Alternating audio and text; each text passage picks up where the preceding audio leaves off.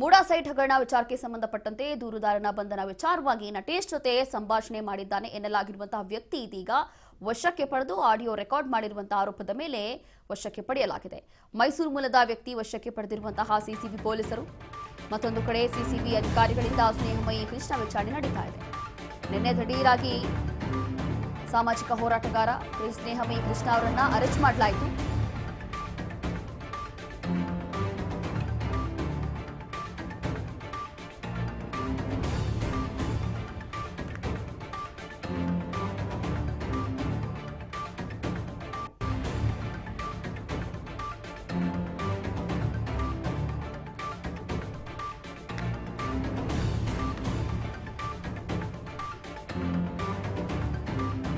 MUDA site ಹಗರಣ ವಿಚಾರದಲ್ಲಿ ಈಗಾಗಲೇ ನಿನ್ನೆ ಸ್ನೇಹಮಯಿ ಕೃಷ್ಣ ಅವರನ್ನು ಅರೆಸ್ಟ್ ಮಾಡಲಾಗಿದೆ. ಆಡಿಯೋ ರೆಕಾರ್ಡ್ ಮಾಡಿದಂತ ಆರೋಪದ ಮೇಲೆ ವಶಕ್ಕೆ ಪಡೆಯಲಾಗಿದೆ. ಮೈಸೂರು ಮೂಲದ ವ್ಯಕ್ತಿ ವಶಕ್ಕೆ ಪಡೆದಿರುವಂತಹ ಸಿಸಿಬಿ ಪೊಲೀಸರು. ಮೈಸೂರು ಮೂಲದ ವ್ಯಕ್ತಿ ವಶಕ್ಕೆ ಪಡೆದಿರುವಂತಹ ಸಿಸಿಬಿ ಪೊಲೀಸರು. ಮತ್ತೊಂದು ಕಡೆ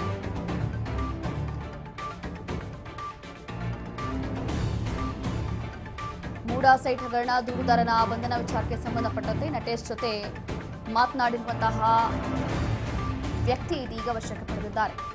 ಆಡಿಯೋ ರೆಕಾರ್ಡ್ ಮಾಡಿರುವಂತಹ ಆರೋಪದ ಮೇಲೆ ವಶಕ್ಕೆ ಪಡೆದಿದ್ದಾರೆ. ಮೈಸೂರು ಮೂಲದ ವ್ಯಕ್ತಿ ಸಿಸಿಬಿ ಪೊಲೀಸರು ಇದೀಗ ಲಾಕ್ ಮಾಡಿಕೊಂಡಿದ್ದಾರೆ. ಮತ್ತೊಂದು ಕಡೆ ಸಿಸಿಬಿ ಅಧಿಕಾರಿಗಳಿಂದ ಸ್ನೇಹಮಯಿ ಕೃಷ್ಣ ವಿಚಾರಣೆ ಕೂಡ ನಡೀತಾ ಇದೆ.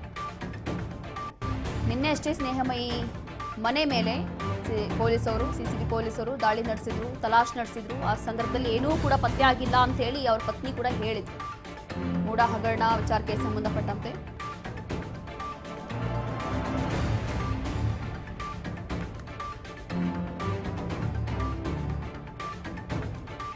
ನಿನ್ನೆ ಅಷ್ಟೇ ದಿಢೀರಾಗಿ ಸ್ನೇಹಮಯಿ ಕೃಷ್ಣ ಅವರನ್ನ ಅರೆಸ್ಟ್ ಮಾಡಲಾಯಿತು. ಸುಳ್ಳು ಆರೋಪಗಳು ಅಂತ ಹೇಳಿ. ಅದರಲ್ಲೂ ಕೂಡ ಈ ಮೂಡಾ ಮಾಜಿ ಆಯುಕ್ತರ ವಿಚಾರಕ್ಕೆ ಸಂಬಂಧಪಟ್ಟಂತೆ ಅವ್ರ ಮೇಲೆ ಲಂಚದ ಆರೋಪ ಇದೆ ಅಂತ ಹೇಳಿ ಆರೋಪ ಮಾಡಿದ್ರು ಸ್ನೇಹಮಯಿ ಕೃಷ್ಣ ಅವರು. ಆದರೆ ಯಾವುದೇ ಸಾಕ್ಷಿ ಇರಲಿಲ್ಲ, ಏನೂ ಇರಲಿಲ್ಲ. ಸುಮ್ಮನೆ ಬಂದು ಆರೋಪ ಮಾಡಿದ್ರಲ್ಲ ಅಂತ ಹೇಳಿ ಅವ್ರು ಹೋಗಿ ದೂರನ್ನ ಕೊಟ್ಟಿದ್ರು. ಅದಾದ ನಂತರ ಸ್ನೇಹಮಯಿ ಕೃಷ್ಣ ಅವರಿಗೆ ಅರೆಸ್ಟ್ ಮಾಡಲಾಯಿತು.